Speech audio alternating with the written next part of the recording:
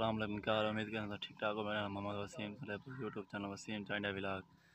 तो अज दी अस वीडियो कराएं पे शुरू। तो अज मेरे मामू दी खैरात तो जोल के दिखाने अगर क्या पकाए पे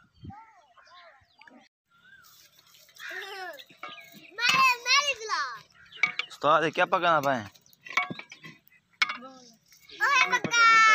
खीर नहीं पहले खीर से चकड़े क्या से चकड़े? खीर से चकड़े चावल से चकड़े खीर भी तो चावल भी पहले दी बत्ती बने से पीछे खीर पाते से। अच्छा तो चोहा खीर पाता खड़े खीर इंदे पाता खड़े आध मन खीर दा चावल 3 किलो है। अच्छा बिया इन्हें क्या सड़ना मैं बस मेवे भाई पावने मेवे जे। अच्छा ये तो दे पे उस्ताद मेवे बनाना भाई फिलहाल लगा रही कराना भाई इन्हें बाद क्या है उस्ताद? बाद लाची है मूंगफली है।